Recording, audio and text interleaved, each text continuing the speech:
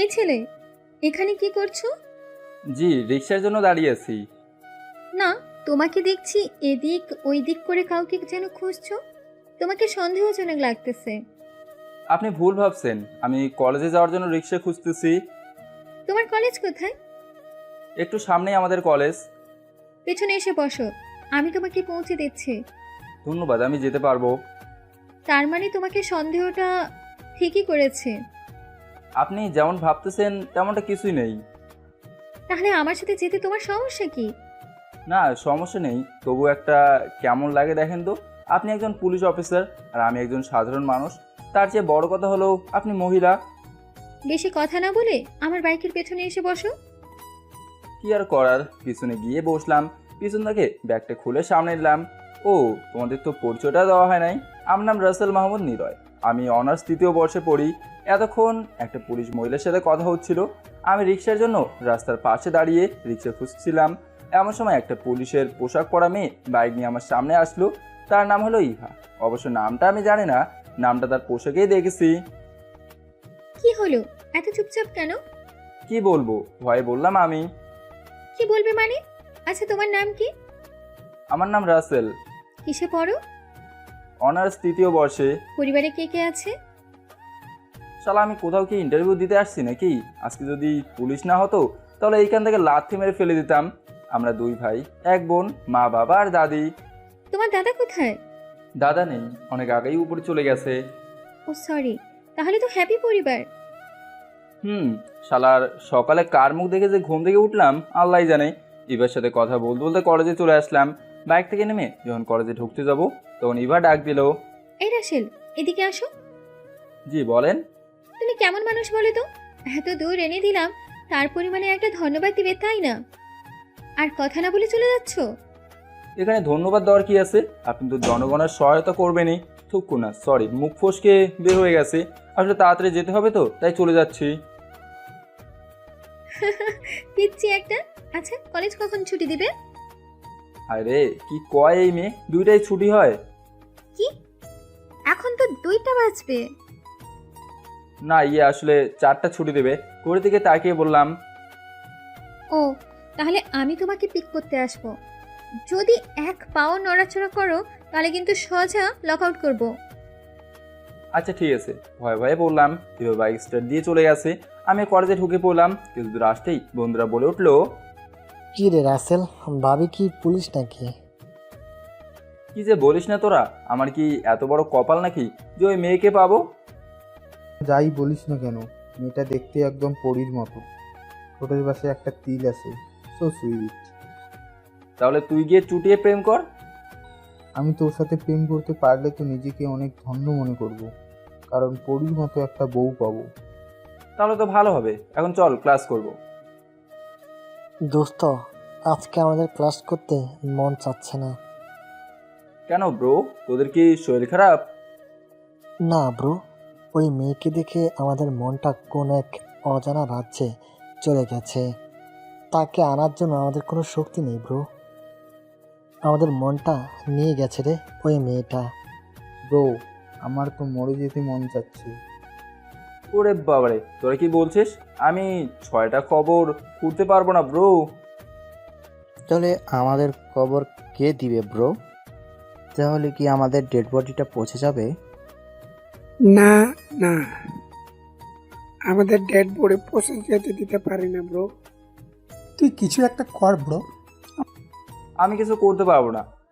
আমাদের ওই মেয়েকেই চাই, সবাই একসাথে বলল। পিছনে থেকে কেউ যেন ডাক দিল। আমরা যখন পিছনে ফিরলাম তখন সবাই অবাক হয়ে দাঁড়িয়ে। আমার চেয়ে আমার বন্ধুরা বেশি অবাক হলো। কি? তোদের কি লাগবে? পিছন থেকে 6টা অক্সিজেন চিৎকার দিয়ে বলল। কি বোঝো নাই? চলো বুঝিয়ে বলি। পিছন থেকে আমাদের বন্ধুরা প্রেমিকা চিলানি দিয়ে বলল। মিম গিয়ে নীরমের টি শার্টের কলার ধরলো। নীলে গিয়ে রানার কান ধরলো। কি মজার দৃশ্য দেখতেছি, মনে হয় আমি নাটক দেখতে আসছি। যদি একটা স্মার্টফোন থাকতো তাহলে আপনাদেরকে ভিডিও করে দেখাতাম। ইরা গিয়ে নীলের গালে একটা থাপ্পড় দিল। আসলে ইরার একটু রাগ বেশি। তার চেয়ে বড় কথা হলো সে বড় লোকের একমাত্র মেয়ে, দেখতে একদম ঝাক্কাস লাগে। বৃষ্টি গিয়ে অভদ্রকে কান ধরাতে নিয়ে উঠবস করাচ্ছে। আমার মনে হচ্ছে কলকাতার একটা সিনেমা আছে না, সিনেমার নাম হলো জামাই 420। ওই সিনেমা দেখলে যেমন মজা হয় এখানে তার 2 গুণ বেশি হচ্ছে। রুবি গিয়ে রাফিকে টানতে টানতে গেটের বাইরে দিয়ে গেল। জানি না রাফির আজকে কি হয়, শালা বাসলে আবার দেখা হবে তার সাথে। নীলাদ্রি গিয়ে নিবিড়কে বলল, আমি তোকে অনেক ভালোবাসতাম, আজকে তুই আমার বিশ্বাসটা মাটির সাথে মিশিয়ে দিলি। এখন তুই তোর মতো থাক, আমি চলে যাচ্ছি। কথাটা বলে নীলাদ্রি চলে যাচ্ছে আর নিবিড় পেছন থেকে তার হাতটা ধরে বলল, যেন বিশ্বাস করো, আমরা রাসেলের সাথে মজা করছিলাম। কি রাসেল, বল না তুই, আমরা তোর সাথে মজা করছিলাম। ভাবে মজা করছিল, আমি আর তাদের কাণ্ড দেখতে পাচ্ছিলাম না। আবার যদি তাদের রিলেশনটা নষ্ট হয়ে যায় একটু মজার জন্য। আমার কথা শুনে সবাই মারামারি বন্ধ করে পালালো, কিন্তু আমার জানের জিগার এখনো মার খাচ্ছে। ইয়ে মানে রাফি আর কি। কিছুক্ষণ পরে রাফি আর রুবি আসতেছে। হায় হায়, রাফির তো গাল পুরো লাল হয়ে গেছে। রাফিকে কি মারা মারছে উপরওয়ালাই জানে। শালা মনে হয় রাফিরটা পুরো গুন্ডি। আরে ভাবি, তুমি আমার জানের জিগারকে এইভাবে মারতে পারলে? তোমরা সবাই অনেক বড় ভুল করে ফেললে। এইসব কথা না শুনে তোমরা আমার বন্ধুকে এইভাবে মারতে পারলে? আমরা এমনি মজা করছিলাম। এ রাসেল, আমার ব্যাগটা দে তো। কেন, কি হয়েছে? তুই কি দিবি নাকি আমি ব্যাগ ছাড়া চলে যাব? হায় হায়, এটা কি হলো? আমার সব বন্ধুরা ব্যাগ নিয়ে চলে যাচ্ছে আর ভাবিরা তার পিছু পিছু কান্না করে যাচ্ছে। রাফি, বিশ্বাস করো, আমার তখন অনেক রাগ উঠে গিয়েছিল, তাই এভাবে মানলাম। কার কথা কে শুনে? রাফি রাস্তায় গিয়ে গাড়ি নিয়ে বাসে চলে গেছে। ওদেরকে অনেক ভাবে বুঝিয়েছে, কিন্তু কেউ কোনো কথা বললো না। যে যার মতো বাসায় চলে গেছে। এখন আমি সিঙ্গেল থেকে কি করব? আমি চলে যাই। ওমা, হঠাৎ পুলিশের কথা মনে পড়লো। এখান থেকে নড়াচড়া করলে সোজা লক আপ করবে। শালার আমি কোন জ্বালায় পড়লাম আল্লাহই জানে। কিন্তু মেয়েটাকে একেবারেই ঝাক্কাস লাগে। এরকম একটা বউ পাইলে জীবনটা একেবারেই ধন্ধ হয়ে যাব। বিকাল 4টা ছুটি হয়ে গেছে। আমি গেটের বাইরে দাঁড়িয়েছি। হঠাৎ দেখতে পেলাম আমার বডিগার্ড আসতেছে। থুকু, পুলিশ আসতেছে। আমার সামনে এসে দাঁড়ালো। এই যে পিচ্ছি, পিছনে এসে বসো। আমি ব্যাগটা কাঁধ থেকে নিয়ে সামনে আনলাম। এবার বাইক চালাচ্ছে। কিছুক্ষণ পরে আমার বাসার সামনে চলে আসলাম। আমি বাইক থেকে নেমে যখন বাসায় ঢুকতে যাব তখন ইভা ডাক দিল, এই পিচ্ছি, সকাল কখন ঘুম থেকে ওঠো? 10টা। তার মানে তুমি রাতে নেশা করো? আপনি যেটা ভাবতে ওটা না। তাহলে এত রাতে কি করো? আসলে রাতেই বিতে থাকি, তাই সকালে উঠতে দেরি হয়ে যায়। তাড়াতাড়ি ঘুমিয়ে পড়বে, আর সকালে আমি তোমাকে নিতে আসবো। আচ্ছা ঠিক আছে। এবার বাইক স্টার্ট দিয়ে চলে গেছে। আমিও বাসায় ঢুকে ফ্রেশ হয়ে বাইরে চলে আসলাম। বাইরে এসে তো আমি যা দেখলাম তা থেকে অবাক। এটা কিভাবে হতে পারে? হয়তো বা আমি স্বপ্ন দেখতেছি। হাতে একটা নিজেকে নিজে চিমটে কাটলাম। আউ, হাতের মধ্যে অনেক লাগছে মনে হয়। যেভাবে ব্যথা পেয়েছি। আচ্ছা, আমি কি স্বপ্ন দেখতেছি বন্ধুরা? সালা, তুই কেন স্বপ্ন দেখবি? আমাদের রিলেশনটা নষ্ট করে ফেললি। শালা, আমি কেন নষ্ট করব? এইসব নষ্ট হওয়ার দায়িত্ব তোরা নিয়েছিস। তো এখন তোরা উদ্ধার হ।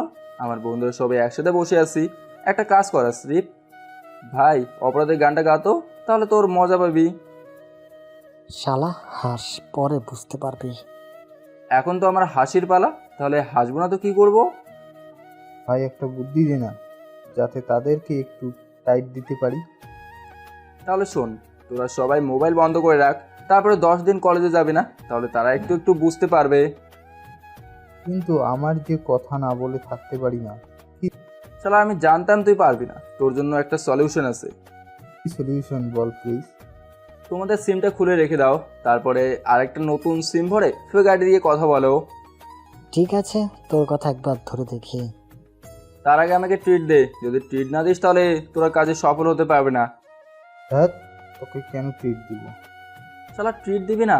একটা কথা আছে না, ওস্তাদকে যদি কিছু করিস তাহলে কোনোদিনও কিছু হতে পারবি না। তোদেরকেও এই বদদোয়া দিলাম। ব্রো, আমাদের এত বড় সর্বনাশ করিস না। তুই যা বলবি আমরা তাই করবি। কাজে লাগছে। শালা, বুঝতে পারবে সময় হলে। পর্ব 3। চল, এখন আমাকে ট্রিট দিবি।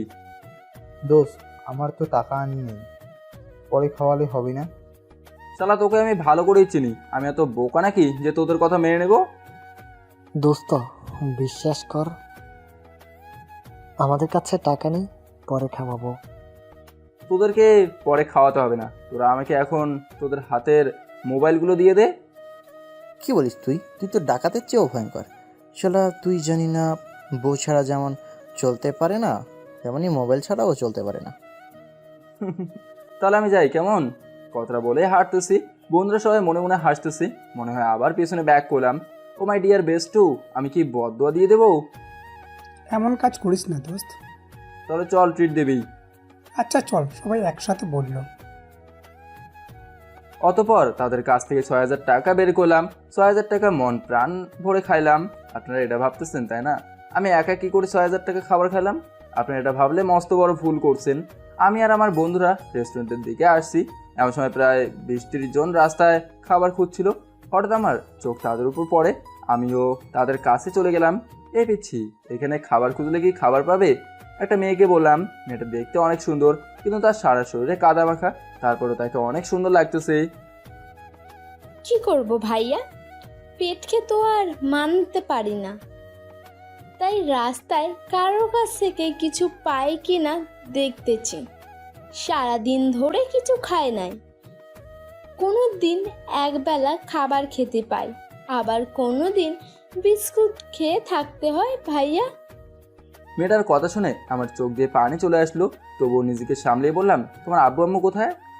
আমার আব্বু নেই, আম্মু অসুস্থ, তাই আমি আসলাম আজকে। অনেক খিদা লাগছে। আচ্ছা, তোমরা কয়জন আসো? আমারে 20-30 জন আছি ভাইয়া। অতপর তাদেরকে নিয়ে বোনদের টাকায় আগুন জ্বালিয়ে দিলাম। তাদেরকে বিদায় দিয়ে বোনদের সাথে আসছিলাম। কিরে, তোদের মন খারাপ কেন? আমি সবাইকে বললাম। আমাদের মন খারাপ হবে না, আমাদের টাকায় তো তুই ভালো করে আগুন জ্বালিয়ে দিবি। আচ্ছা, একটা কথা বলতো। কি কথা বল? টাক দেখিয়ে বললো, আচ্ছা তোরা যখন গার্লফ্রেন্ডকে নিয়ে মার্কেটে যেতিস তখন তোদের কত টাকা খরচ হতো? তো এই তো, তার কিছু নিলে 10-12 হাজার খরচ হতো। আসলে টাকাটা কার? কেন, বাবার কাছ থেকে নিয়েছি। কথাটা তো অনেক সহজ বলতে পারলি। যখন তোরা তোদের গার্লফ্রেন্ডকে কিছু কিনে দিতিস তখন তো তোদের গা জ্বলতো না। এখন যখন গরিবের ছেলে মেয়েকে কিছু খাওয়ালি তাহলে তো জ্বলছে কেন? ও, আমি তো ভুলে গিয়েছিলাম। আসলে তোরা তো তোদের গার্লফ্রেন্ডের কাছ থেকে কিছু পাবি। তুমি কি পাবি? খারাপ কিছু পাবি। আর এই ছোট্ট ছেলে মেয়েদের কাছ থেকে তোরা কী পাবি জানিস? হ্যাঁ, আমি কেন তোদেরকে জ্ঞান দিচ্ছি? তোদের কত জ্ঞান দেওয়ার জন্য তোদের জমিদার বাবা টিচার রাখছে। যাই হোক, টাকাগুলো আমি দিয়ে দেবো। কথাটা বলে চলে আসলাম। হ্যাঁ হ্যাঁ, বেশি বলে ফেলি নাই তো? যাই হোক, টাকাটা তো দিতে হবে না। বাসায় চলে আসলাম। এখন রাত 9টা বাজে। মোবাইলেও চার্জ নেই, তাই মোবাইলটা পকেট থেকে বের করে যখন স্ক্রিনে তাকালাম তখন আমি তো অবাক হয়ে দাঁড়িয়ে আছি। আননোন নাম্বার থেকে প্রায় 20টা কল করছে। কিন্তু এটা কে? আমি তো এই নাম্বারটা কখনো আমার মোবাইলে দেখিনি। যাই হোক, এসব কথা পরে ভাবা যাবে। এখন মোবাইলটা চার্জে দিয়ে যেই কথা সেই কাজ। রুমে বসে বসে টিভি দেখতেছি। রাতে আর খাওয়ার লাগবে না। আসলে আমি বাসায় একা থাকি। এই বাসাটা আমার দাদুর। আমার দাদুও নাই, দাদিও নেই। আর আব্বুরাও গ্রামে থাকে। কেউ এই ব্যস্ত শহরে আসতে চায় না, তাই আমাকে এই শহরে পড়ালেখার জন্য পাঠিয়েছিল। একদিক দিয়ে বাসাটাও দেখা যাবে, আরেক দিক দিয়ে আমার পড়ালেখাটাও হবে। আজকে এই কাজের মেয়ে আসে নাই, সে নাকি অসুস্থ হয়ে পড়ছে। তাই আজকে বোনদের কাছ থেকে গালছি। আমার কাছে টাকা ছিল না। 10টা বেজে গেছে। টিভি দেখতে দেখতে মোবাইলটা চার্জ থেকে নিয়ে যখন ঘুমাতে যাব তখন আবার ওই নাম্বার থেকে কল করলো। এবার রিসিভ করলাম। হ্যালো, কে বলছেন? অফিস থেকে যেই কথাটা বললো আমি তার কথা শুনে অবাক হয়ে গেলাম। তোকে আমি আজকে হাজতে ঢুকাবো। অপর পাশ থেকে মেয়ের গলায় বললো, এটা আমি আপনার কি করছি ম্যাডাম? তুই কিছু করিস নাই, কালকে বুঝতে পারবি। যদি সকালে তাড়াতাড়ি বের হয়ে যাস তাহলে তোকে মেরেই ফেলবো। কথাটা বলেই ফোনটা কেটে দিল। হায় হায়, এটা মেয়ে নাকি গুন্ডি? কালকে কি করে আমি নিজেও জানি না। শুয়ে পড়লাম, কিন্তু ভয়ে ঘুম আসতেছে না। এই মেয়ে কি আমাকে শেষ করে ফেলবে নাকি? ঘুমিয়ে পড়লাম। সকালে ব্রেকফাস্ট করে যখন কলেজের জন্য বের হবো তখন আমার রুমে 3 জন পুলিশ ঢুকলো। কি হলো, আপনারা এইখানে কেন? তুমি কি রাসেল? তাদের মধ্যে থেকে একজন বলল, আমি রাসেল। কিন্তু কি হয়েছে? চলো আমাদের সাথে। কিন্তু কোথায় যাব? আমি তো এখন কলেজে যাচ্ছি। এইসব আমরা বুঝি না, তোমাকে ম্যাডাম নিয়ে যেতে বলেছে, তাই তোমাকে নিয়ে যাব। তার মানে এদের কি ইভা পাঠিয়েছে? এত কথা না বলে এখন গাড়িতে বসো। আমি আর কিছু না বলে তাদের পিছু পিছু গাড়ির পাশে চলে আসলাম। কিন্তু আজকে গাড়ি তো মাইক্রো, তাহলে তাদেরকে কি ইভা পাঠায় নাই? তাহলে কে পাঠিয়েছে? কি হলো, দাঁড়িয়ে আছিস কেন? চল আমাদের সাথে। পুলিশের মধ্যে থেকে একজন বলে উঠলো। কিন্তু আমি তার কথা শুনে অবাক হয়ে দাঁড়িয়ে আছি। কোনো অপরাধ না করে আজ কারো কাছে তুই তো করে শুনতেছি। কিছু না বলে গাড়িতে গিয়ে বসে পড়লাম। অতবার থানায় চলে আসলাম। এই কি হলো, এইভাবে বসে আসিস কেন? আমরা কি তোকে সালাম করে নামাবো? ওই লোকটা আবার খারাপ ভাষায় কথা বললো। এবার নিজেকে কন্ট্রোল করে রাখতে পারলাম না। আপনি কি কখনো পড়ালেখা করেন নাই? আপনাকে এতটুকু শিক্ষাও দেয় নাই যে মানুষের সাথে কীভাবে কথা বলতে হয়? ওই ছেলে তো আপনার কথা শুনে ঠাস ঠাস করে দুটো থাপ্পড় দিল। ওই মারলেন কেন? আমার অপরাধটা কি? আমি গালের মধ্যে হাত দিয়ে বললাম, তোর অপরাধ হলো পুলিশের সাথে কিভাবে কথা বলতে হয় জানিস না, ভালোভাবে কথা বলিস নাই, সেই জন্য তোকে থাপ্পড় দিলাম। এখন এত কথা না বলে আমাদের সাথে ভিতরে চল, যদি এই কথা ম্যামকে বলিস তাহলে তোকে জীবন্ত পুঁতে ফেলবো। শালা তুই তো আমাকে চিনোস না, সেই জন্য আমার সাথে এমন করলি। তুই সময় হলে বুঝতে পারবি। অতবার ভেতরে চলে আসলাম। আমাকে যারা আনতে গিয়েছিল তারা পেছন থেকেই গেছে। আমি গালে হাত দিয়ে অফিস রুমে চলে আসলাম, কিন্তু মেয়েটা তো ডেস্কে মুখ দিয়ে বসে আছি। আমি রুমটা দেখলাম, হঠাৎ আমায় ডাক দিল। আমি তার ডাকে চমকে উঠলাম। হাবিলদার, এদিকে আসো। জি ম্যাডাম, বলেন। এই লোকটাকে হাজতে ঢোকান। কিন্তু আমার দোষটা কি ম্যাডাম? এবার আমার কথা শুনে আরো রেগে গেছে। হাবিলদার, আমি কি বলেছি? এবার কথা মতো হাবিলদার আমাকে হাজতে ঢুকে দিল। হাজতে বসে বসে মশা মারতেছি, আর কোনো কাজ নেই। এবার কিছুক্ষণ পর পর আমার দিকে তাকাচ্ছে, কিন্তু আমার মুখে এখনো হাত, থুকু হাত এখনো মুখে। সকাল করে দুপুর হয়ে গেছে, কিন্তু খাবারের নামে কোনো সার শব্দ নেই। কিছুক্ষণ পরে এবার একটা টিফিন নিয়ে আমার কাছে আসলো, একটা প্লেট নিয়ে আমার খাবার দিল। আমি বললাম আমি খাবো না। তুই যদি এখন খাবার না খাস তাহলে আরো 4 দিন হাজতে রাখবো। তা কি তুই চাস? না না, আমি এইখানে থাকতে পারবো না। তাই এবার কথা মতো খাবারটা খেয়ে নিলাম। পরিশেষে আমাকে রাত 9টায় ছেড়ে দিল, কিন্তু ওই লোকটার প্রতি এখনও রাগ আছে আমার, কিন্তু তাকে ছাড়ছি না। পরে আমি তাকে দেখে নেব। এই কি হলো? হাতে কি ভাবছো? কিছু না। এবার সাথে তার বাইকে করে তার বাসায় চলে আসলাম। আসার সময় তার সাথে একটাও কথা বলে নাই। অবশ্য সে একবার সরিও বলেছিল, কিন্তু আমি ওই লোকটা দেওয়া অপমানগুলো এখনও ভুলতে পারি নাই। বাসায় এসে বন্ধুদেরকে কল দিয়ে কাপড় চোপড় নিয়ে আমার বাসায় চলে আসতে বললাম। কিছুক্ষণ পরে তারাও চলে আসলো। কিরে, কাপড় নিয়ে আসতে বললি কেন? তোরা তো তোদের গার্লফ্রেন্ডদের শিক্ষা দিতে চাস। চাই তো। তাহলে চল 10-12 দিনের জন্য ঘুরে আসি। কিন্তু কোথায় যাব? চল কক্সবাজার থেকে ঘুরে আসি। চল। অতবার সবাইকে নিয়ে স্টেশনে চলে আসলাম। এই তোরা তোদের পুরান সিম বন্ধ করে রাখ। ওটা তো কাল থেকে বন্ধ। তাহলে তো ভালো, আমারটাও বন্ধ করে রাখলাম। অতপর কক্সবাজারে চলে আসলাম। প্রায় 10 দিন ওইখানে অনেক মজা করলাম। সবচেয়ে বেশি ভালো লাগলো কারণ আমরা সব বন্ধু একসাথে ছিলাম। তাই 10 দিন পরে আবার ঢাকায় চলে আসলাম। যে যার মতো বাসে চলে গেছে। আমি রুমে এসে ফ্রেশ হয়ে ঘুমিয়ে পড়লাম। সকালে ঘুম থেকে উঠে কলেজে চলে আসলাম। বাহ ভালো তো, এবার আমার খোঁজ নেয় না। কলেজে এসে মোবাইলটা অন করলাম। মোবাইলের স্ক্রিনে তাকে তো আমি অবাক হয়ে গেলাম, কীভাবে সম্ভব? এবার প্রায় 500টা কল করেছে আর 150টা SMS দিয়েছে। ওইসব দেখার কোনো ইচ্ছে নেই। এই মেয়ের জন্য আমি অপমানিত হয়েছি। সাথে সাথে আবারও কল আসলো। কলটা ছিল এবার রিসিভ করে নাই। হঠাৎ বন্ধুরা সবাই চলে আসলো। কিরে, আজকে কথা বলবো? দরকার নেই, আগে দেখ সে কি তোকে সত্যি ভালোবাসে কি না। কিন্তু কিভাবে বুঝবো? সে তোকে ভালোবাসলে তোর সাথে কথা বলতে আসবে। কথা বলতে আসলে কি কথা বলবো? আজকেও কথা বলবি না? সময় হলে আমি তোকে বলবো। এখন তোরা তোদের মোবাইলটা অন করবি, দেখ কল দিয়েছে কি না। ভাই কল দিয়েছি অনেকগুলো। তাহলে চল ওইখানে বসে গল্প করি। আচ্ছা চল। আমরা সবাই মাঠের এক কোণে বসে গল্প করছিলাম। এমন সময় কোথা থেকে বন্ধুদের জিএফ চলে আসলো। রুবি আমাদের পাশে এসে বলল, এই তোরা কোথায় ছিলে এতদিন? এই চল। সবাই ব্যাগ নিয়ে যখন চলে আসতে যাবো তো নীলাদ্রি নিবিড়কে ধরে বলল, বিশ্বাস করো নিবিড়, আমি তোমাকে ছাড়া এক মুহূর্ত থাকতে পারছি না। আমি তোমাকে আমার নিজের চেয়েও বেশি ভালোবাসি। তুমি তো বলছিলা আমি যেন আমার মতো থাকি আর তোমাকে ডিস্টার্ব না করি, তাই তোমাকে ডিস্টার্ব করতে চাই না। ওই কথাগুলো তো আমি রাগের মাথায় বলেছিলাম। কথাটা বলেই নীলাদ্রি নিবিড়কে জড়িয়ে ধরলো।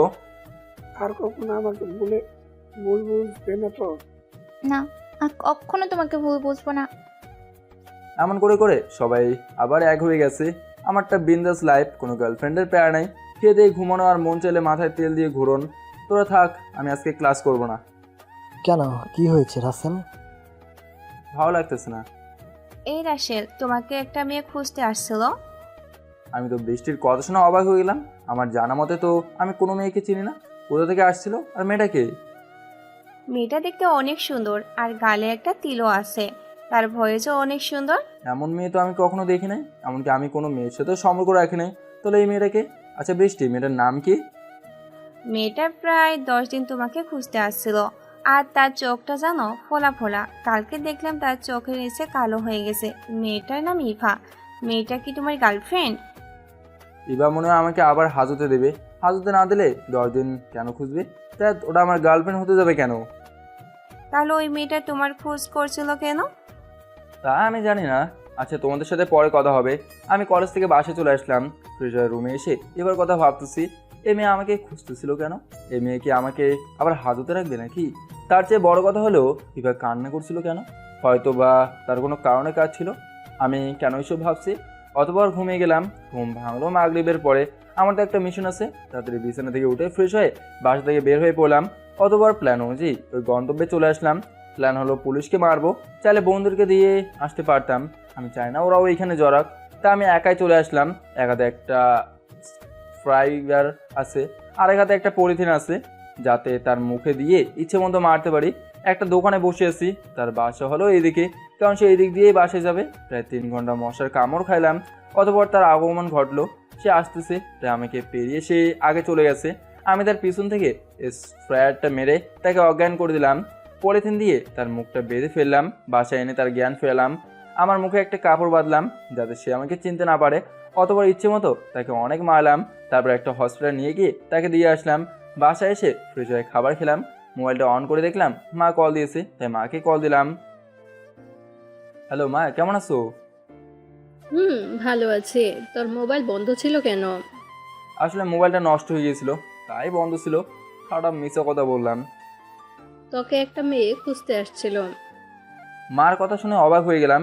ইভা যায় নাই তো আমাদের বাসায়, কিন্তু ইভা আমাদের বাসার ঠিকানা কোথায় পাবে? মেয়েটার নাম কি মা? মেয়েটার নাম নাকি ইভা? আচ্ছা ঠিক আছে। অতবার মার সাথে কথা বলে ঘুমিয়ে পড়লাম। সকালে কলিং বেলের শব্দেই আমার ঘুম ভেঙে গেছে। গিয়ে দরজাটা খুলে দিলাম। আমি তো পুলিশ দেখে অবাক, তো স্বাভাবিক হয়ে বললাম, আপনারা এখানে? আপনাকে ম্যাডাম নিয়ে যেতে বলেছে। আচ্ছা ঠিক আছে, আমি ফ্রেশ হয়ে আসছি। যখন পিছন ফিরে যাচ্ছি তখন একজন বলে উঠলো, কেন ফ্রেশ হওয়া যাবে না? আমাদের সাথে এইভাবেই চলো। এটা কোনো মানে হলো? মানে তা নিয়ে বুঝি না। যদি বেশি কথা বলিস তাহলে তোর হাতে হাত করা লাগাবো।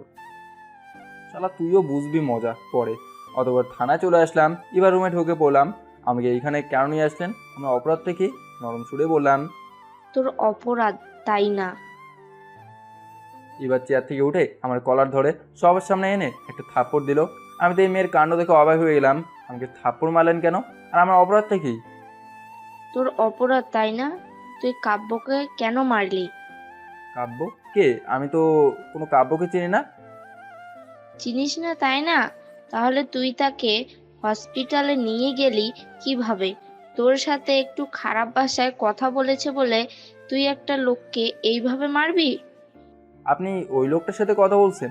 আমি কেন তাকে মারতে যাব? আমি তো বাজার থেকে আসার সময় দেখলাম। চাচা, একটা কাজ করো। কথার মাঝে হাবিলদারকে বললাম। হাবিলদার একটু বয়স্ক, তাই চাচা বললাম। কি করতে হবে? আচ্ছা মনে করো আমি একটা পুলিশকে মারছি, তাহলে আমাকে কত বছর হাজতে থাকতে হবে? হয়তো বা 4-5 বছর থাকতে হবে। যাই হোক, একটা কাজ করেন, আপনি হাজতটা খোলা রাখেন। আমি আপনার ম্যাডামকে কিছু কথা বলে হাজতে চলে যাব। আচ্ছা ঠিক আছে। অতপর কথা শুরু করলাম। সে রাস্তার মোড়ে অজ্ঞান হয়ে পড়েছিল, তাই আমি তাকে হসপিটালে নিয়ে গেছিলাম। যদি আমি তাকে মারতাম তাহলে আমার বাড়ির ঠিকানা আর মোবাইল নাম্বার কেন ডাক্তারকে দিয়ে আসছিলাম? যাই হোক, আজকে একটা শিক্ষা তো পেয়েছি। জীবনে যদি কোনোদিনও কোনো পুলিশকে কোনোভাবে বা কোনো অবস্থায় বা কেউ কিছু করে, তাহলে কোনোভাবেই সহায়তা করব না। এটাই হলো আজকের সবচেয়ে বড় শিক্ষা। যাই হোক, আমি একজনকে খুন করছি, আমি তো একটু ফ্রেশ হতে সময় দেবেন। এভাবে নিয়ে আসার মানে কি? আপনার কি মানুষ নাকি অন্য কোনো ভিন দেশের প্রাণী? আজকে আমার মাঝে এমন শক্তি কীভাবে আসলো? একটা পুলিশকে শিক্ষা দিচ্ছি। কথাগুলো বলেই হাজতে চলে আসলাম। শালা শাকচুন্নিকে বোকা বানাইছি। এবার দেখছি কান্না করছে। কি হয়েছে? এই মেয়ে আবার কান্না করছে কেন? বেশি বলে ফেললাম নাই তো? যাই হোক, এবার তার রুমে চলে গেছে। কিছুক্ষণ পরে এবার আমার সামনে আসলো, কিন্তু আমি তার দিকে তাকাই নাই। আমি দেওয়ালের দিকে তাকিয়ে আছি। চাচা, এইদিকে আসো তো। এবার যে কথাটা বললো আমি শুনে তো অবাক। হাবিলদার, রাসেলকে ছেড়ে দাও। বাহ, আমি তো এবার কথা শুনে অবাক হয়ে গেছি। যাই হোক, শালাকে একটা আচ্ছা মতো শিক্ষা দিলাম। হাজত থেকে বের হয়ে যখন আসতে যাবো, তখন সামনে থেকে একটা লোক বলে উঠলো, আমি আপনাকে কোথায় যেন দেখেছি। পুলিশের পোশাক পরে আমার সামনে থেকে বলল, আমাকে আপনি দেখেছেন? আপনাকে দেখেছি, কিন্তু কোথায় দেখেছি মনে পড়তেছে না। ও হ্যাঁ, মনে পড়েছে। রেস্টুরেন্টের সামনে প্রায় 20-30 জন গরিব ছেলে মেয়েকে খাবার দিচ্ছিলেন, ওইখানে দেখেছি। যাই হোক, আপনি অনেক বড় মনের মানুষ। আরে না, ওটা তো আমার বোনদের কাছ থেকে ট্রিট নিয়েছিলাম, আর ওটা দিয়ে তাদেরকে কিছু খাবার কিনে দিলাম। যাই হোক না কেন, আপনি অনেক বড় মনের মানুষ। তো এখানে কি মনে করে? তেমনই কোনো কিছু না, তবে একটা কাজে আসছিলাম, ভুল বা সঠিকটা জানি না। আচ্ছা, যাই হোক, আমার নাম রবি। আপনার? আমার দিকে হাত বাড়িয়ে বলল, আমি রাসেল। এখন তাহলে আমি আসি। আচ্ছা, ঠিক আছে, আবার তাহলে দেখা হবে। হতেও পারে। থানা থেকে বের হয়ে রাস্তায় চলে আসলাম, এমন সময় ইভা আমার সামনে আসলো। গাড়িতে ওঠো। খুবই নরম সুরে বলল, ধন্যবাদ, আমি হেঁটে হেঁটে চলে যেতে পারবো। আমি কথাটা বলে হাঁটা দিলাম। ইভা পেছন থেকে আমার হাতটা ধরে বলল, প্লিজ রাসেল, আমার কথাটা একটু শোনো। আপনার কাছ থেকে তো আর কোনো কথা শোনার দরকার আছে বলে আমি মনে করি না। প্লিজ প্লিজ রাসেল, আমার কথাটা একবার শোনো। আচ্ছা বলেন, কি বলবেন? আমি তোমাকে ভালোবাসি রাসেল। চোখটা বন্ধ করে বলল। আমি এবার কথা শুনে অট্টহাসিতে মেতে উঠলাম। কি হলো, তুমি হাসছো কেন? হাসবো না তো কি করব? কোথায় আপনি আর কোথায় আমি? আর তার চেয়ে বড় কথা হলো, আমি একজন মধ্যবিত্ত পরিবারের ছেলে, আর কোথায় আপনি একটা বড়লোকের মেয়ে। বিশ্বাস করো, আমি তোমাকে 1 মাস ধরে ভালোবেসে আসতেছি, কিন্তু তোমাকে বলতে পারি নাই। জানি না কেন বলতে পারি নাই, তবে মনের মাঝে একটা ভয় চলে আসে যখন তোমাকে এই কথা বলতে চাই। তোমাকে এই 10 দিন প্রায় পাগলের মতো খুঁজেছিলাম, এমনকি তোমার বাসা পর্যন্ত গিয়েছিলাম, তবুও তোমাকে পাই নাই। বিশ্বাস করো, ওই দিন তোমাকে রাগের বসে হাজতে রাখছিলাম। আমার কি মন চেয়েছিল তোমাকে হাজতে রাখতে? আমি তোমাকে অনেক ভালোবাসি রাসেল। আমার হাজতে রাখার জন্য কোনো কষ্ট হয় নাই। তুমি যখন 10 দিন আগে আমাকে আনার জন্য তোমার পুলিশ বাহিনী পাঠিয়েছিলে, তার মধ্যে ওই কাব্য আমার সাথে যা যা করেছে তা আমি কখনো ভোলার মতো না। ওখান থেকে ইভাকে রেখে চলে আসলাম বাসায়। ফ্রেশ হয়ে খাবার খেয়ে বাইরে ঘোরার জন্য বের হলাম। বাসার সামনে একটা পার্ক আছে, ওইখানে চলে আসলাম। মনটা কেন জানি হঠাৎ ইভার কথা শুনে খারাপ হয়ে গেছে। তাহলে কি আমি ইভাকে ভালোবেসে ফেলেছি? না, তা হতে পারে না। আমি কোথায় আর ও কোথায়? পার্কে এসে একটা বেঞ্চে বসে বললাম। হঠাৎ আমার কাঁধে কারো হাতের স্পর্শ পেলাম। আমি ঘাড় ঘুরে দেখলাম আপনি এখানে। কেন, অন্য কেউ আসার কথা নাকি? তা না, কিন্তু আপনি কিভাবে জানলেন আমি এইখানে আছি? তোমার বাসায় আসছিলাম, যখন তোমার বাসার কাছে আসলাম তখন দেখলাম তুমি এইদিকে আসতেছো, তাই তোমার পিছু পিছু আসছিলাম। কিন্তু আমার বাসায় কেন আসছিলেন? রাসেল, আমি জানতাম না যে কাব্য তোমাকে থাপ্পড় দিয়েছে, তাই আমিও থাপ্পড় দিয়েছি ওকে। আমাকে মাফ করে দাও রাসেল। ইভা কান্না করতে করতে বলল, আমি আপনাকে ক্ষমা করে দিলাম, এখন আপনি আসতে পারেন। আমি তোমার কাছ থেকে ভালোবাসা না নিয়ে এখান থেকে কোথাও যাব না। কি বলেন এইসব? ভালোবাসা জোর করে পাওয়া যায় নাকি? তা তো পাওয়াই যায় না। তাহলে আপনি জোর করে ভালোবাসা কার কাছ থেকে নেবেন? কেন, তুমি আছো তো, তাহলে তোমার কাছ থেকে নিব। পাগল হয়েছেন নাকি? আমি শুধু তোমার জন্য পাগল হয়েছি। এইখানে পাগলামি না করে ডিউটিতে যান, তাহলে আপনার ভালো হবে। কোনটা ভালো হবে আর কোনটা খারাপ হবে তা আমি ভালো করেই জানি। কথাটা বলেই ইভা আমার পাশে এসে বসলো। তাহলে তো ভালো, তাহলে আপনি থাকেন, আমি যাই। কথাটা বলে যখন উঠতে যাব। কোথায় যাচ্ছ? চুপচাপ এখানে বসে থাকো, তা না হলে খবর আছে। কি করবেন আপনি? আমি কি করব তা আমার সীমার বাইরে। আমার রাগ উঠলে তো তুমি জানো আমি কি কি করে ফেলি। তা তো আপনার ব্যক্তিগত ব্যাপার। আমি যখন উঠতে যাব তখন ইভা আমার মুখটা ঘুরিয়ে তার ঠোঁটের সাথে এক করে দিল। আমি তো এবার কাণ্ড দেখে অবাক। আমি তাকে ছাড়াতে চাচ্ছি, কিন্তু তাকে ছাড়াতে পারছি না। কিছুক্ষণ পরে সে নিজেই ছেড়ে দিল। আমি হাঁপাচ্ছি, কারো কোনো সারা শব্দ নেই। কিছুক্ষণ পরে আমি বলে উঠলাম, এটা কি হলো? কিছু হয় নাই তো বাবু, এইদিকে আসো, আর একটা দিই। আমার তো মন ভরে নাই। না থাক, আর লাগবে না। এই রাসেল, আমাকে একটু ভালোবাসো না প্লিজ। আমি কাউকে ভালোবাসতে পারবো না। কেন পারবে না? আমি কি দেখতে কালো নাকি আমি হাঁটতে পারি না? বলো, আমার কি নেই? আপনার কিছু হয় নাই, দোষ তো সবগুলো আমার। আমি আপনার যোগ্য না। আপনি আপনার যোগ্য কাউকে খোঁজেন, তাহলেই আপনার ভালো হবে। আমার তোমার চেয়ে ভালো কাউকে চাই না, আমি শুধু তোমাকেই চাই। এখন বলো, তুমি আমাকে ভালোবাসবে কিনা? তুমি যদি আমাকে এখন ভালো না বাসো তাহলে কাল সকালে আমাকে আর পাবে না। কি করবেন আপনি? আত্মহত্যা করব। কি? তাহলে পুলিশ আমাকে ধরে নিয়ে যাবে? আপনি এমন কাজ করবেন না। তাহলে আমাকে একটু ভালোবাসো, আর তাহলে তোমাকেও পুলিশ ধরে নিয়ে যেতে পারবে না। কিন্তু কথাটা আর মুখ থেকে বের হতে দেয় নাই।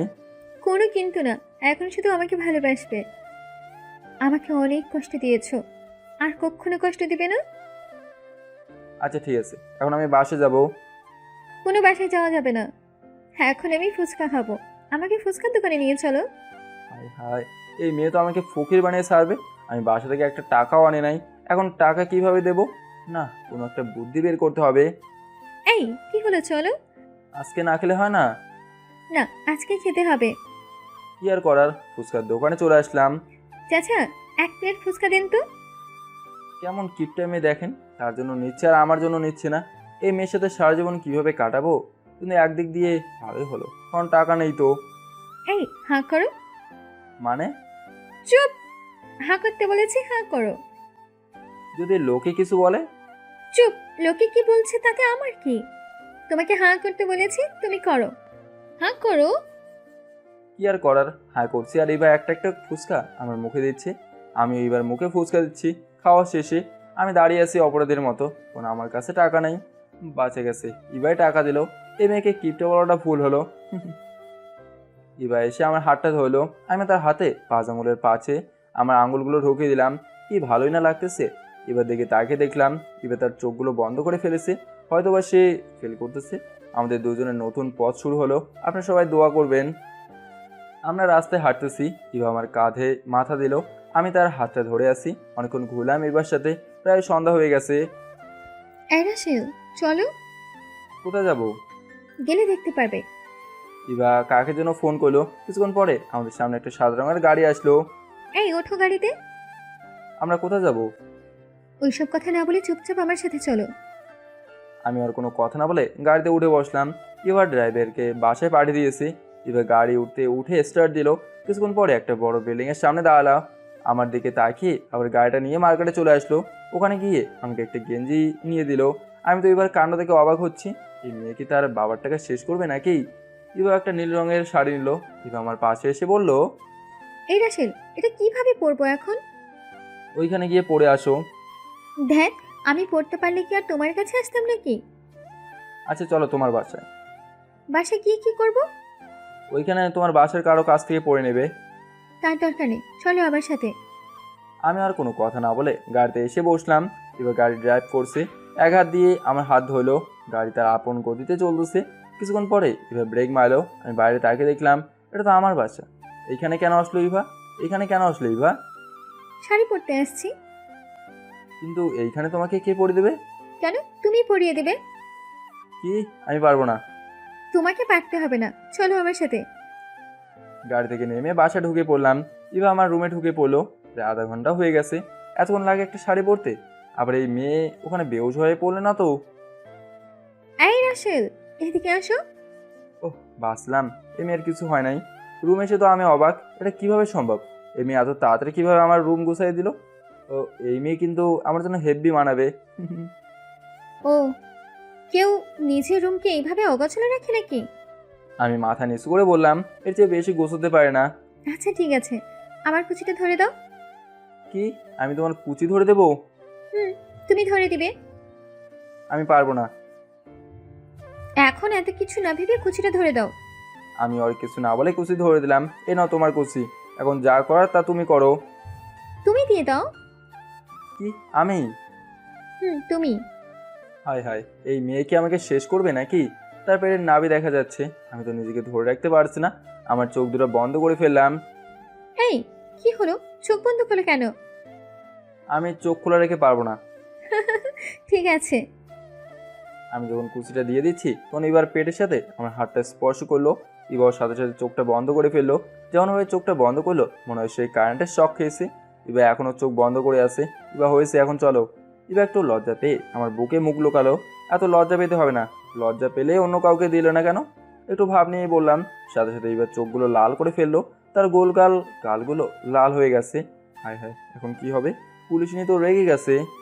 এই কি বললি? অন্য কাউকে দিব তাই না? আমার দেহটা শুধু তোর জন্য। এখানে অন্য কেউ কারো কথা বলিস তাহলে তোকে ক্রস ফায়ার করে দিব। আমার ভালোবাসা শুধু তোর জন্য।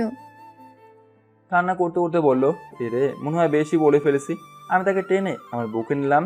এই যে মজা করে বলছিলাম, আমি কি জানতাম তুমি কান্না করবে? হয়েছে, তুমি শুধু আমাকে কষ্ট দাও। এই যে কান ধরছি, আর কখনো কষ্ট দেবো না। আচ্ছা ঠিক আছে, চলো। আমরা গাড়ি নিয়ে একটা বাসায় চলে আসলাম। মনে হয় বড় লোকের বাসা। ভিতরে ঢুকে তো আমি অবাক, তার চেয়ে বড় অবাক হলাম একটা মেয়ে আমাকে এসে জড়িয়ে ধরলো। আমি তো মেয়েটার কাণ্ড থেকে রীতিমতো অবাক। আমি এবার দিকে তাকে দেখলাম, এবার চোখগুলো রক্তবর্ণ ধারণ করলো। যদি এখানে লোকজন না থাকতো তাহলে মনে হয় আমাকে জিন্দা লাশ বানিয়ে ফেলতো। আমি মেয়েটাকে ছাড়ানোর চেষ্টা করতেছি, কিন্তু পারতেছি না। কিছুক্ষণ পরে আমাকে মেয়েটা ছেড়ে দিয়ে বললো, রাসেল, আমাকে ক্ষমা করে দাও। কিন্তু আপনি আমার কি করছেন?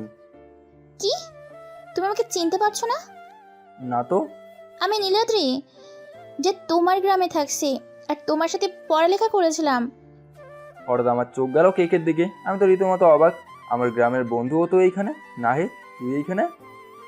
দোস্ত, আমাকে ক্ষমা করে দে। ধ্যাৎ, ওইসব কথা বাদ দে। তো তুই এইখানে কি করছিস? আমি এইখানে পড়ালেখা করতেছি। তো আমাদের বাসা কিভাবে চিনলি? আমি কিভাবে তোর বাসা চিনবো? আমাকে তো ইভা নিয়ে আসলো। তাহলে তুই ইভার বয়ফ্রেন্ড?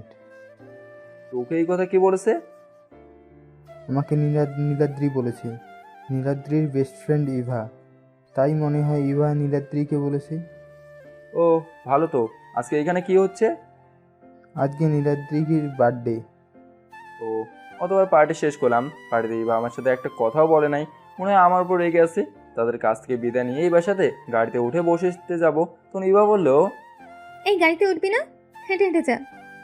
কি? আমি এত দূর হেঁটে হেঁটে কিভাবে যাব? সেটা আমাকে বলে কোনো লাভ নেই। যখন ওই মেয়েকে জড়িয়ে ধরলি তখন কিছু মনে ছিল না? আরে আমি কি ওই মেয়েকে জড়ে ধরছি নাকি? নীলাদ্রি এসে তো আমাকে জড়ে ধরলো।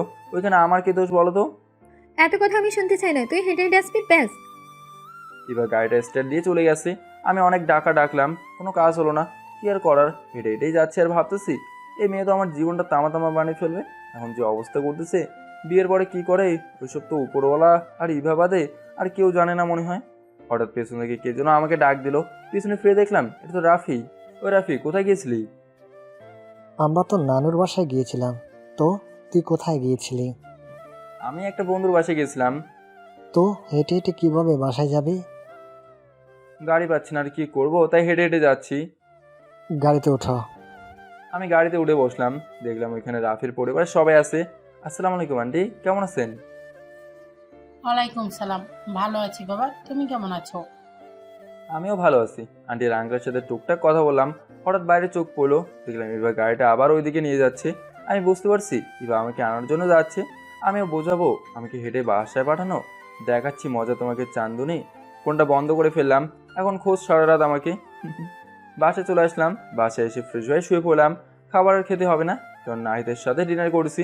ফোনটা এখনও বন্ধ। খোঁজ না পেয়ে এবার বাসায় চলে যাবে। এক ঘুমে সকাল হলো। জীবনটা বেদনা। এই 7 সকাল উঠে আবার কান্না করতে হবে। শালা মেয়েটাও কোথায় চলে গেছে। আজকে রান্না করতে মন চাচ্ছে না। বাস থেকে বের হয়ে রেস্টুরেন্টে চলে আসলাম। এসে তো আমার জন্য ভালো হলো, এখানে রানা বসে বসে নাস্তা করতেছে। শালার কাছ থেকে মারতে পারি কিনা দেখি। মামা, কি করস রে? শালা কিছু খাওয়ার ধান্দায় আছিস তাই না? এটা কি আর বলতে হয় নাকি মাম্মা? থাক থাক, আর পাম্প দিতে হবে না। শালা বস। রানাকে দিলাম। খেয়ে দিয়ে বাসে চলে আসতেছি। বাসার সামনে এসে তো আমি অবাক। এত 7 সকালে ইভা আমার বাসার সামনে কি করতেছে? এখন তার সামনেও যাওয়া যাবে না। যদি সামনে যাই তাহলে আমাকে শেষ করে ফেলবে। তার চেয়ে বরং এখান থেকে কেটে পড়ি। বাসার কাছ থেকে চলে আসলাম। 8:30টার দিকে বাসে আসলাম। বাহ, ইভা নাই। বাসা থেকে ব্যাগটা নিয়ে চলে আসলাম কলেজে। এসে বন্ধুদের সাথে কিছু আড্ডা দিলাম। তারপরে ক্লাস করে যখন বের হতে যাব, তখন গেটের সামনে ইভা বাইক নিয়ে দাঁড়িয়ে আছে। আমি তো অবাক, এই মেয়ে কীভাবে জানলো আমি কলেজে আসছি? তুমি এইখানে কেন? এত কষ্ট করে আসতে গেলে? গাড়িতে ওঠ। অনেকটা রেগে বললো। আমি ওর কোনো কিছু না বলে বাইকে বসলাম। তারপর বাইকটা নিয়ে সোজা আমার বাসায় চলে আসলো। বাইক থেকে নেমে বাসায় ভেতরে ঢুকলাম। এই তোমার মোবাইল কোথায়? বাসায় আছে। কেন, কি হয়েছে? এত কথা না বলে ফোনটা নিয়ে আসো।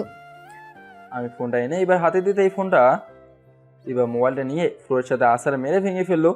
এটা তুমি কি করলে? আমি এখন মোবাইল কোথায় পাবো? যখন ফোন বন্ধ করে রাখলি তখন মনে ছিল না?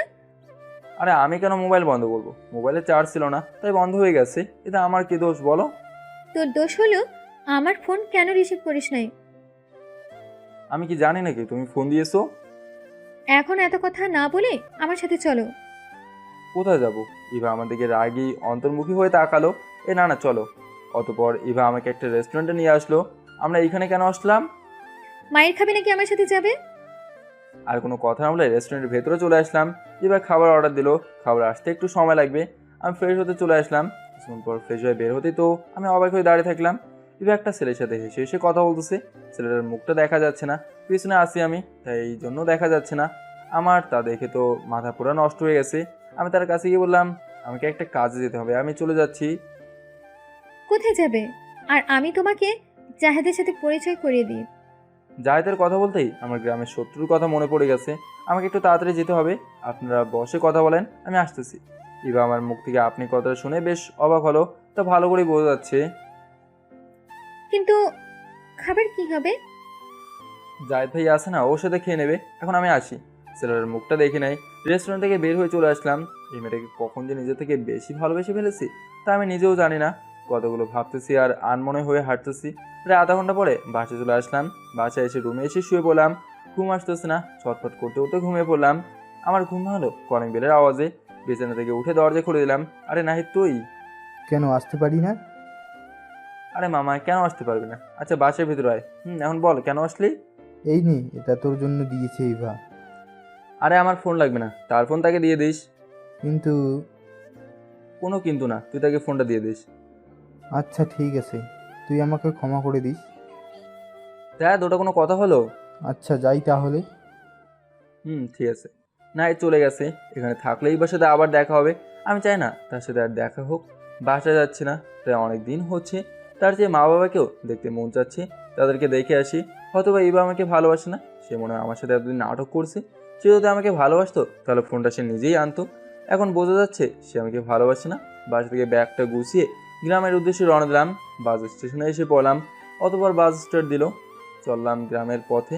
বাড়ি যেতে যেতে তোমাদেরকে নাহিদের সাথে ঘটে যাওয়া ঘটনাটা বলে। একদিন আমরা সবাই ক্রিকেট খেলতেছিলাম। নাহিদের দল 12 ওভারে 134 রানের টার্গেট দিল। এক পর্যায়ে আমরা ভেঙে পড়লাম। তার একটা গন্ডগোল লাগলো। ওইখানে নাহিদকে আমি অনেক মেরেছিলাম। তার কারণে সে মা বাবার কাছে বিচার দিয়েছিল, আমাকে অনেক বকেছিল। সেদিন থেকে আমার ক্রিকেট খেলা বন্ধ হয়ে গেল। কিন্তু নাহিদের রাগ কমেনি। সে তার গার্লফ্রেন্ডকে দিয়ে আমাকে গ্রামের লোকের সামনে অপমান করেছে। আর সেদিন থেকে আমি এই ব্যস্ত শহরে চলে আসছি। চাইলে আমিও প্রতিশোধ নিতে পারতাম, কিন্তু আমি তা করি নাই। সে তার ভুলের ফল আস্তে আস্তে ভোগ করবে, সেই ভেবে আমি তাকে ছেড়ে দিয়েছিলাম। আপনাদের সাথে কথা বলতে বলতে আমার ঘুম চলে আসলো। ঘুমে গেলাম। এক ঘুমে গ্রামে চলে আসলাম। বাস থেকে নেমে বাসে চলে আসলাম। গ্রামের লোকগুলো আমার দিকে কেমন করে যেন তাকাচ্ছে। বাসের সামনে দেখতে পেলাম রাব্বি খেলতেছে। তার সাথে আরও অনেক ছেলে মেয়ে আছে, লাইটের আলোতে খেলতেছে। রাব্বি আমাকে এসে জড়িত হলো। ভাইয়া আমার চকলেট কোথায়? এনে ধর, সারা জীবন খাইস, আর তোর আপুকেও দিস। দেবো না, তুমি দিও দিও। আমি কিন্তু আরো অনেকগুলো চকলেট আনছি, তোকে দেবো না। ওটা পরে দেখা যাবে ভাইয়া, আগে এইগুলো খেয়ে ফেলি। রাব্বি দৌড়ে চলে গেছে। আমি বাসার ভিতরে ঢুকতে দেখলাম মা আর ছোট বোন বসে আছে। আমি মাকে গিয়ে জড়িয়ে ধরলাম। মা আমাকে দেখে জড়িয়ে ধরলো। আমি কান্না করতেছি, মাও কান্না করতেছে। কিছুক্ষণ পরে মা আমাকে ছেড়ে দিয়ে ফ্রেশ হতে বললো। ফ্রেশ হয়ে এসে খাবার খেলাম। মা বাবা কোথায়? তোর বাবা অফিসে গিয়েছে। এত রাতে কিসের অফিসে? আমাকে ফোন করে বলেছে আজকে নাকি একটু কাজ বেশি হয়েছে, তাই বাসায় আসতে দেরি হবে। কিছুক্ষণ কথা বলে ঘুমিয়ে পড়লাম। বিছানায় শোয়ার সাথে সাথেই ঘুম চলে আসলো। তো অনেক দূর জার্নি করছি তো সকালে ঘুম ভাঙলো। দেখলাম বাবা আমার রুমে বসে আছে। বাবা কেমন আছো? বাবা তুই আমাকে ক্ষমা করে দে, আমি ওই দিন তোকে থাপ্পড় মারতে চাইনি, কিন্তু কি করব বল, আমার রাগকে কন্ট্রোল করতে পারি নাই, তাই তোকে থাপ্পড় দিয়েছি। ওটা কোনো ব্যাপার হলো বাবা? এতে ক্ষমা চাওয়ার কি আছে? চলো বাবা খাবার খাবো। জানিস গ্রামের লোকগুলো সব সত্যি কথা জেনে গেছে। ওটা তোর সাথে নাই ছলনা করেছে একটা মেয়েকে দিয়ে। ওইসব বাদ দাও, চলো খাবার খাবো। ফ্রেশ হয়ে সবার সাথে খাবার খেলাম। খাবার খেয়ে বাইরে বের হয়ে দেখলাম এখানে আমার গ্রামের বন্ধুরা সব একটা দোকানে বসে আছে। আমি তাদের সামনে আসলাম। সরি দোস্ত, ওই দিন থেকে ভুল বোঝার জন্য। আচ্ছা ঠিক আছে, জায়েদ কোথায়? সে তো শহরে চলে গেছে। হ্যাঁ, তোরা কেমন আছিস? আমরাও অনেক ভালো আছি। আর তাদের সাথে আড্ডা দিলাম। এমন করে 1 মাস চলে গেছে। মা বাবার কাছ থেকে বিদায় নিয়ে আবার চলে আসলাম ঢাকায়। বাসায় পৌঁছেছি রাত 12টা প্রায় বেজে গেছে। তাই ফ্রেশ হয়ে ঘুমিয়ে পড়লাম। সকালে উঠে কলেজে চলে আসতেছি। আসার সময় বিভাকে দেখলাম রাস্তার পাশে একটা ছেলের সাথে কথা বলতেছি। তার গায়ে পুলিশের পোশাক আছে। হঠাৎ তার চোখ আমার দিকে পড়লো। দেখার সাথে সাথে বাইকটা নিয়ে আমার পিছু নিল। আমি গেট দিয়ে ভিতরে ঢুকে পড়লাম। এই শালা, কোথায় গিয়েছিলিস আর ফোন কেন বন্ধ তোর? একটা কাজে গিয়েছিলাম আর ফোনটা ভেঙে গেছে, সেই জন্য বন্ধ ছিল। হঠাৎ দেখলাম এবার কলেজে ঢুকে পড়লো। কলেজে সব ছেলে মেয়ে এবার দিকে তাকিয়ে আছে। আমি তো আমার মতো রাফির সাথে কথা বলতেছি। পিছন থেকে রানা ডাকতেছে, আমি কোনো কথা বলতেছি না। হঠাৎ এবার আমার সামনে এসে দাঁড়ালো। এই চলো, তোমার সাথে কথা আছে। আমি তো কোনো কিছু করি নাই, তাহলে আপনার সাথে আমার কিসের কথা থাকবে? তুমি কি আমার সাথে যাবে নাকি অন্য ব্যবস্থা করতে হবে? ঠিক আছে চলেন। আমি বাইরে এসে দাঁড়িয়ে আছি। কি হলো, দাঁড়িয়ে আছো কেন? আমি আপনার পিছনে বসতে পারবো না। তুমি কি বসবে নাকি? কি আর করার, উঠে বসলাম। একটা পার্কে এসে দুজন বেঞ্চে বসে আছি, কেউ কারোর সাথে কথা বলছি না। হঠাৎ এবার নীরবতা ভেঙে বললো, রাসেল, আমাকে ক্ষমা করে দাও প্লিজ। সে হাত জোর করে বলল, আরে আপনি আবার কি করছেন যে আপনি ক্ষমা চাচ্ছেন? বিশ্বাস করো, জাহিদ আমাকে তোমার ব্যাপারে খারাপ কথা বলেছে, সেজন্য তোমাকে ইগনোর করেছি। পরে নাহিদের কাছ থেকে জানতে পারি নাহিদের গার্লফ্রেন্ড তোমাকে অপমান করেছে। প্লিজ আমাকে ক্ষমা করে দাও। আপনার কি আর কিছু বলার আছে? না থাকলে তাহলে এখন আমি উঠতে পারি। আমি উঠে চলে আসলাম। কলেজে তো আর যাওয়া হলো না, বাসায় এসে শুয়ে রয়েছি। পরদিন কলেজে যাচ্ছি, রাস্তার মধ্যে ইভা আমাকে টেনে একটা জায়গায় নিয়ে এসেছে। রাসেল, প্লিজ আমাকে ক্ষমা করে দাও। জান, আপনাকে আমি ক্ষমা করে দিলাম। সত্যি? যায়। আমি আর কোনো কথা না বলে ওইখান থেকে কলেজে চলে আসলাম। ইভা অবাক হয়ে দাঁড়িয়ে আমার যাওয়ার দিকে তাকিয়েছে। পরদিন শুক্রবার, বাস থেকে বের হয়ে বন্ধুদের সাথে বসে বসে আড্ডা দিচ্ছি। এমন সময় ইভা আসলো, আমাকে ডেকে একটা গাছের নিচে নিয়ে গেছে। কি হলো, তুমি আমাকে এড়িয়ে চলতেছো কেন? আপনাদের মতো মেয়েদের এড়িয়ে চলাই ভালো। যে মেয়ে অন্য একটা ছেলের মুখ থেকে কথা শুনে নিজের প্রেমিককে ছাড়তে পারে, সেই মেয়ের নিজের বরকে ডিভোর্স দিতে কতক্ষণ। দেখলাম ইভা কান্না করতেছে। আমি ওইখান থেকে চলে আসলাম। প্রায় প্রতিদিন ইভা আমাকে অনেক ভালোবাসার কথা বলতে এসে, কিন্তু সবসময় আমি তাকে এড়িয়ে চলি। এমন করে 15 দিন চলে গেছে। আমি রাস্তা দিয়ে হাঁটতেছি, হঠাৎ ইভা এসে আমাকে একটা গাড়িতে উঠালো। তারপর একটা বাসায় এসে একটা রুমে ঢোকালো। এই রুমটা মনে হয় ইভার। এখানে ছবি ইভার দেখা যাচ্ছে। তারপর ইভা তার মাথায় পিস্তল ধরে বলল, এখন যদি তুমি আমাকে ভালো না বাসো তাহলে আমি নিজেকে শেষ করে ফেলবো। আমি তোমার দেওয়া কষ্টগুলো আর নিতে পারতেছি না। আমি তোমাকে কথাটা বলতে না দিয়ে বলল, তুমি যদি না বলো তাহলে আমি নিজেকে শেষ করে ফেলবো। আমি ভালোবাসার কসম খেয়ে বলতেছি। আর কি করব? ইভাকে বুকে টেনে নিলাম। তুমি আমাকে এত কষ্ট দিলে কেন? আমি কি কম পেয়েছি নাকি? আজকে 1 মাস পরে আমাদের বিয়ে হচ্ছে, পারিবারিকভাবে বিয়েটা হচ্ছে। বাসরাতে ইভা বসে আছে, ফুল দিয়ে রুমটা সাজানো হলো। আমি বন্ধুদের সাথে আড্ডা দিচ্ছি। আমাদের বিয়েটা হয়েছে গ্রামের বাড়িতে।